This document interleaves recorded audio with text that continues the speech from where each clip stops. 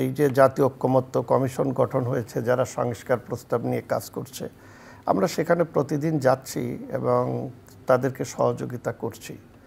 কিন্তু আমরা এ পর্যন্ত যা দেখছি তাতে আমার কাছে মনে হয় না যে রাষ্ট্রের যে মূল কাঠামো, যেখানে দুর্নীতি বা যেখানে মানুষ আশাবাদ করে যে এই প্রতিষ্ঠানগুলো জনমুখী এবং গণমুখী হওয়া দরকার, গণতান্ত্রিক হওয়া দরকার, সেখানে আমরা যেতে পারছি না।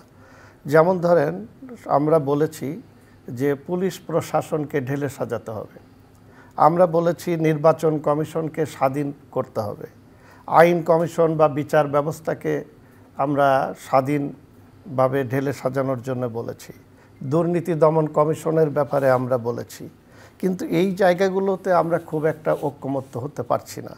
আমরা পুলিশ কমিশন গঠনের ব্যাপারে ঐক্যমত্য হয়েছি, কিন্তু 5ই আগস্টের পরে এই যে পুলিশ প্রশাসন যেভাবে ভেঙে পড়ল বিগত দিনে দলীয়করণ করার ফলে, কিন্তু আমরা আজ পর্যন্ত একটা পুলিশ প্রশাসনকে বা আইন শৃঙ্খলা বাহিনীকে সাজানোর মতো সেরকম সক্ষমতা এই সরকারের মধ্যে আমরা দেখিনি।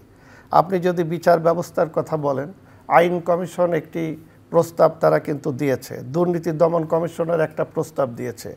আজকে আমি ঐক্যমত্য কমিশনে বলেছি দীর্ঘ সময় যে আমরা বিগত সময়গুলোতে দুর্নীতি দমন কমিশনের যে চরিত্র দেখেছি, এই 5ই আগস্টের পরে এই কমিশন যেটা পুনর্গঠন হয়েছে একই চরিত্র। আপনি দেখেন বিগত সময়ে হাজার হাজার কোটি টাকা লুটপাট করে বিদেশে চলে গেছে, এবং সেই জায়গায় আমরা বলেছি যে এই দুর্নীতি দমন কমিশন কিন্তু তাদেরকে কার্যকর কোনো ব্যবস্থা তাদের বিরুদ্ধে নেয়নি।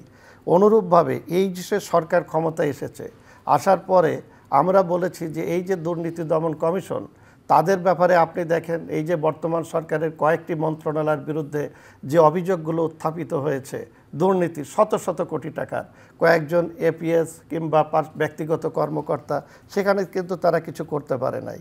আপনি যদি দেখেন যে আপনি বিচার বিভাগের জন্য যদি দেখেন, সে বিচার ব্যবস্থা কি আছে? আমি কয়েকদিন আগে মাননীয় প্রধান উপদেষ্টার সাথে যে রাজনৈতিক দলগুলো দেখা করলো, তার সাথে আমি প্রতিনিধিত্ব করেছি।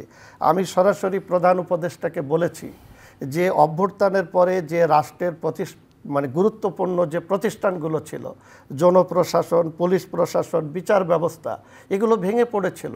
আজ পর্যন্ত আপনি সেটি শৃঙ্খলায় ফিরিয়ে আনতে পারেন নাই। এবং আপনি যদি দেখেন, আমি সেখানে বলেছি, সরাসরি বলেছি যে বর্তমান যিনি বাণিজ্য উপদেষ্টা, তিনি একটা হত্যা মামলার আসামি ছিল। প্রধান উপদেষ্টাকে বলেছি, তাকে আপনি উপদেষ্টা করলেন, কিন্তু ওই মামলায় অন্য যারা অভিযুক্ত ছিল, এইভাবে সারা বাংলাদেশে যে হাজার হাজার মামলা হয়েছে, সেই মামলায় যারা অভিযুক্ত, সরকার বলেছিল যে তদন্ত ছাড়া কাউকে আমরা গ্রেপ্তার করব না। কিন্তু সরকারের সেই নির্দেশনা কোথাও মানা হচ্ছে না। পুলিশ বাহিনী কিংবা থানাগুলোকে এখনও সরকার নিয়ন্ত্রণ করতে পারে নাই। এই যে মানুষগুলো বিচারের জন্য যাচ্ছে, কেউ জামিন পাচ্ছে না। আমার তদন্ত ছাড়া আটক রাখার কোনো সুযোগ নেই। সর্বশেষ একটা কথা বলি, সংস্কারের কথা সরকার বলছে, আমরাও তো সাপোর্ট দিয়েছি। আজকে